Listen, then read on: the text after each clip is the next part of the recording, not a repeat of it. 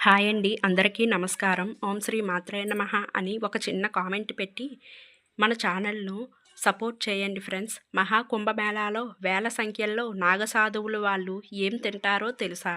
మన దేశంలో జరిగే అతిపెద్ద ఆధ్యాత్మిక ఉత్సవం మహాకుంభమేళా. నేడు భారతదేశంలోని నలుమూలల నుంచి పెద్ద ఎత్తున భక్తులు ప్రయాగరాజులో జరుగుతున్న మహాకుంభమేళాలో పాల్గొనడానికి తరలి వెళ్తున్నారు. ఈ నేపథ్యంలో మహాకుంభమేళాలో దిగంబర రూపంలో దేహమంతా విభూది పూసుకొని చేతిలో ఆయుధం ధరించే నాగసాధువుల గురించి ప్రత్యేకంగా చెప్పుకోవాలి. జడలు కట్టిన శిరోజాలతో ఎర్రటి కళ్ళతో భయానకంగా ఉండే వీరు చీమకు కూడా అపకారం చేయరు. కానీ ధర్మానికి అపచారం జరిగినట్లు భావిస్తే ప్రళయకాల రుద్రులవుతారు. ఎక్కడో హిమాలయాల్లో ఉంటారని అందరూ వినడమే కానీ ప్రత్యక్షంగా చూసిన వారు చాలా తక్కువ. నాగసాధువులు పవిత్ర కుంభమేళా సమయాల్లో మాత్రమే వారు పవిత్ర స్నానాలకు వస్తారు. ఎంత ప్రశాంతంగా నిశ్శబ్దంగా వస్తారో అంతే మౌనంగా వెళ్ళిపోతుంటారు. అయితే చాలామందికి నాగసాధువులు ఏం తింటారు, ఎముకలు కొరికే చలిలో కూడా వీరికి ఇంతటి శక్తి ఎలా వస్తుంది అని రకరకాల ప్రశ్నలు మదిలో మెదులుతుంటాయి. ఈ ప్రశ్నలకు సమాధానాలు ఇప్పుడు చూద్దాం. ఈ సాంప్రదాయం ఎలా వచ్చింది? నాగసాధువుల సాంప్రదాయం తెలపడానికి భిన్నమైన సిద్ధాంతాలున్నాయి. శంకర భగవత్పాదులు దేశంలోని 4 దిక్కుల బదరీనాథ్, ద్వారకా, పూరి, శృంగేరిల్లో పీఠాలను ఏర్పాటు చేశారు. సనాతన ధర్మానికి పరిరక్షకులుగా ఈ సైన్యాన్ని ఏర్పాటు చేసినట్టు కొన్ని పురాతన గ్రంథాలు పేర్కొంటున్నాయి. దీనినే దశనామీ సాంప్రదాయంగా పరిగణిస్తున్నారు. శైవ, వైష్ణవ సాంప్రదాయాలకు చెందిన అఖండాలలో నాగసాధువులు ఉన్నారు.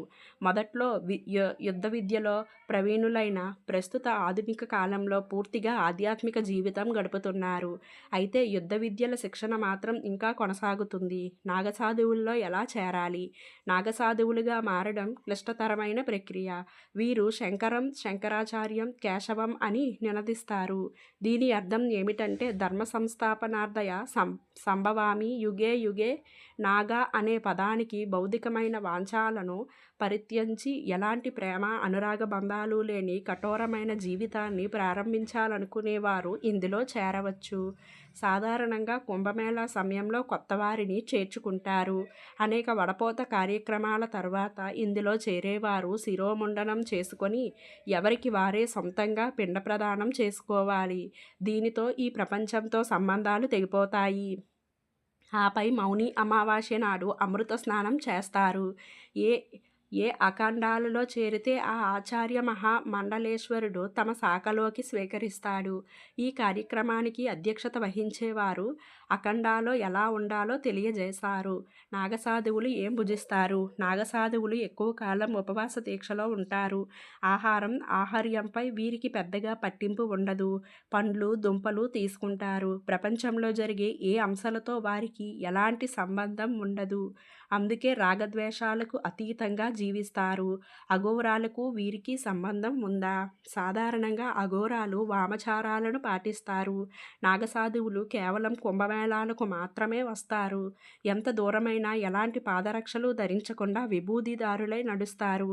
కుంభమేళాకు హాజరై వీరిని దర్శించుకుంటే మంచిదని కోట్లాది మందుల భక్తులు నమ్ముతారు.